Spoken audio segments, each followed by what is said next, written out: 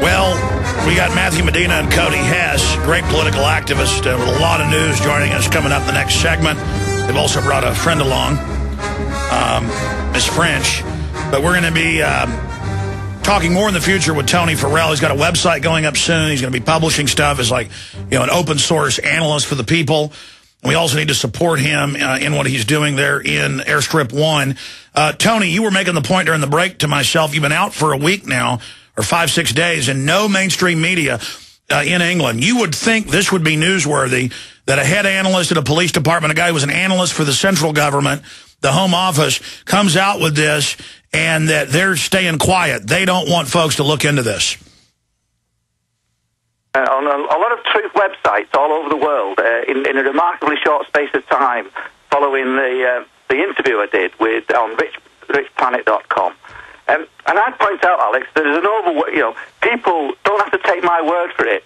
They can Google, they can search the web, and there's some fantastic analysis. The Big Picture 7/7, The Ripple Effect, Seeds of Deconstruction. All these documentaries are so superior to the government versions, and people need to make their own mind up. They need to start looking, because there's utterly compelling evidence that makes the government version ludicrous. And we've had a recent inquiry, Alex, as you know, to look at intelligence failures, Lady Justice Hallett. And don't take my analysis, I've not gone into too much detail on that, but there's a chap called Nick Colistrom who stayed every day at the inquiry and has done detailed analysis that completely discredits the whole of that inquiry. And that needs to be seen and needs to be heard, because that inquiry never allowed any searching questions to be asked. Why not?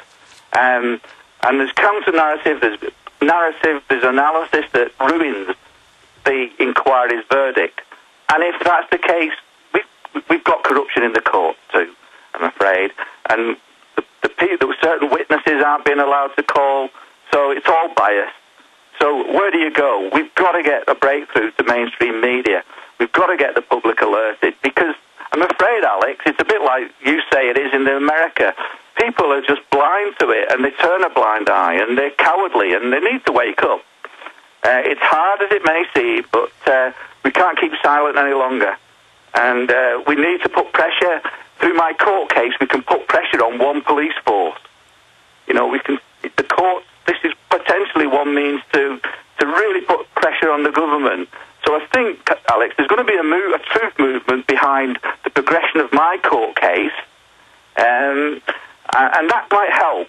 It might help putting pressure on, because certainly 9/11 and 7/7 will be discussed in the court. At the pre-hearing review, we touched on 9/11, and my beliefs on 9/11, similar to yours, but the judge thought they were absurd, right? And he's on record as saying that. So we've got absurd beliefs, Alex, but we've got the real beliefs, I believe, is the gist of it. So that needs to be in the public domain, and we need to get the people to look at it. All right, well, Tony Farrell, we just appreciate your courage and the fact that, you could have just gone along with the official story and not lost your job. You've done a lot more than most people would ever even think about doing, and it's going to be men and women of conscience who do stand up and at least have the courage to speak out against the lies that are going to turn the tide against this evil. I mean, all the lies about WMDs, the fake intelligence, the other stage terror attacks that have been declassified. If you've got groups that have done this before, and they have the motive, and they stand to gain, and only they can carry it out, and SWAT, the supposed head of the bombings, it turns out is MI6. I mean, even Fox News and Associated Press have covered that. This stuff comes out, and then nothing's ever done, and then you and analysts go, look at all this information, and they say, you're fired. I mean, it's incredible. Mr. Farrell, thank you so much for joining us. We look forward to talking to you again in the future. We'll have you back as a criminologist to really walk through all of this, not just your case, in the near future. Godspeed. Thank you, Alex. God bless. Thank you, sir.